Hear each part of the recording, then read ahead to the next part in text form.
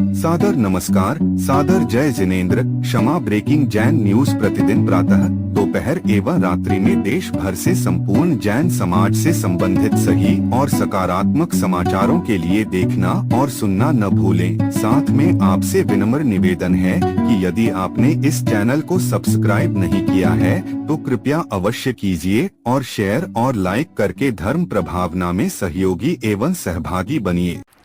बच्चे कहने से नहीं सुनते हैं, समझते हैं। जो आप कर रहे हो उसे देख कर के वो उसका अनुकरण करते हैं। आज वर्तमान में बहुत बड़ी विडंबना सबको फेस करना पड़ रहा है। मोबाइल के ज़माने में जब आप स्वयं ही मोबाइल से घिरे हुए हों, अपना अधिकतर टाइम मोबाइल में ही दे रहे हों, तो आप कैसे एक्सपेक्ट कर सकते हो कि आपके बच्चे मोबाइल से दूर रह पाएंगे। तो पहला कदम तो स्वयं को संयमित बनाएं, स्वयं के ऊपर अनुशासन लाना सीखें। जो पेरेंट्स अपने आप को अनुशासित रखते हैं, उस अनुशासन से वो बच्चे बड़ी आसानी से सीखते चले जाते हैं। बच्चों को डांट की आवश्यकता कम, समझदारी पूर्वक प्रेम वात्सल्य की आवश्यकता बहुत अधिक होती है। फोर्स पूर्वक आप बच्चों से कुछ नहीं करा सकते, डांट डपट करके नहीं करा सकते। आज की जनरेशन, जिसे जेनजी जनरेशन कहा जाता है, बड़ी पढ़ी लिखी है। अर्ली ही एज में बहुत ज़्यादा मैच्योरिटी उनके पास आने लगी है।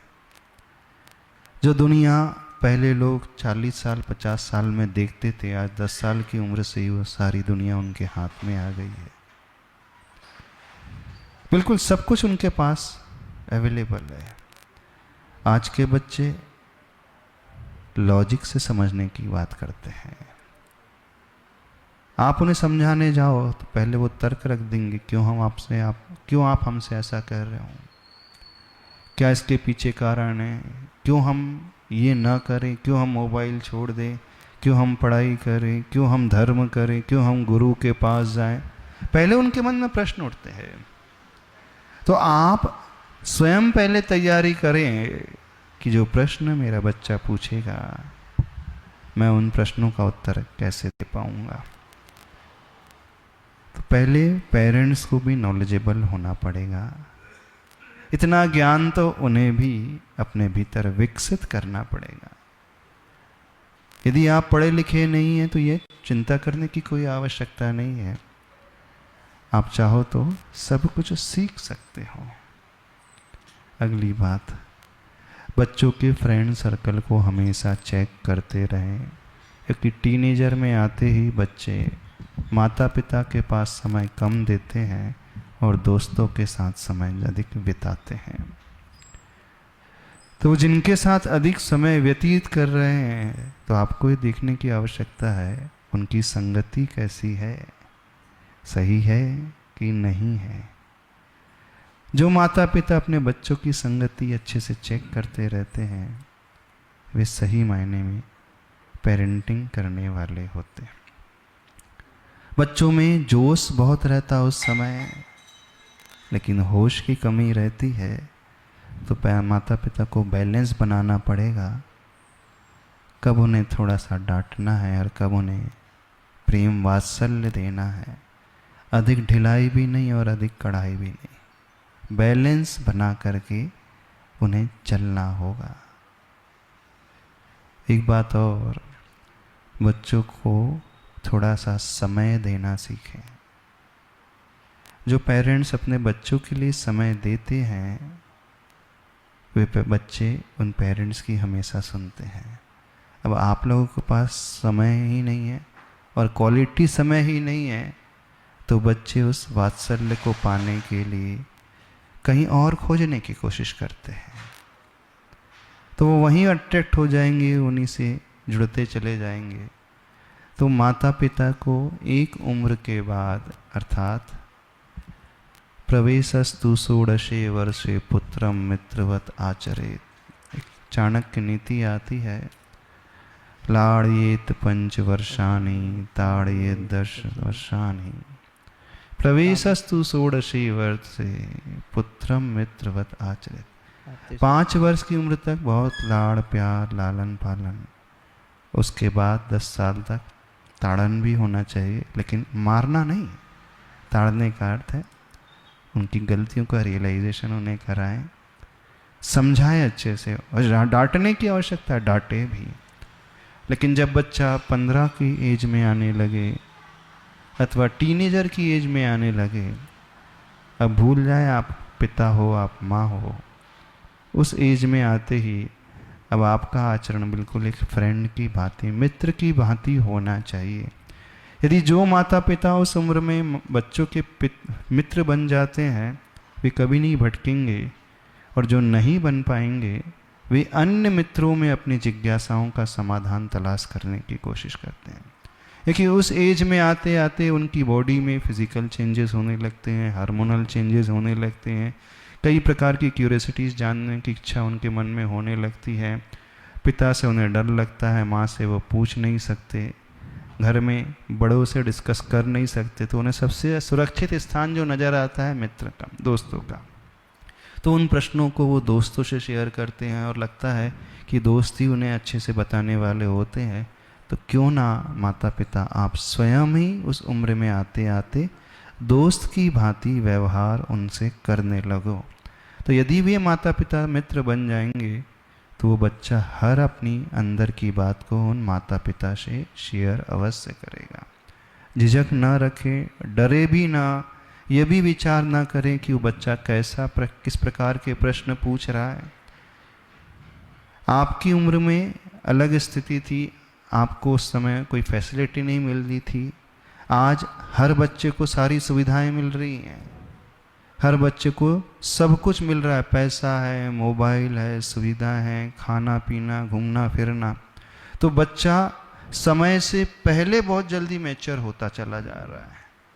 जब वो मैच्योर होता चला जाता है तो अपनी जिज्ञासाओं को शांत करने के लिए प्रश्न तो उसके मन में आएंगे, तो प्रश्न वो पूछे उससे पहले ही माता पिता उन प्रश्नों का उत्तर उनके सामने रखने की कोशिश करें, समझा करके रखें। यदि आपने यह समझ अपने भीतर पैदा कर ली तो समझना फिर उन बच्चों को कभी झिझक नहीं होगी और वो भटकेंगे नहीं, क्योंकि सारे समाधान उन्हें अपने घर में ही मिल रहे हैं। अगली बात, उन बच्चों को संस्कारित करने के लिए बच्चों के लाइफ में एक रोल मॉडल अवश्य बनाएं, यानी किसी गुरु से उन बच्चों को अवश्य जोड़ें। बच्चे यदि इस उम्र में किसी गुरु से जुड़ जाते हैं तो नियम से मान करके चलना, उनके भटकने की संभावना एकदम निग्लिजिबल हो जाती है।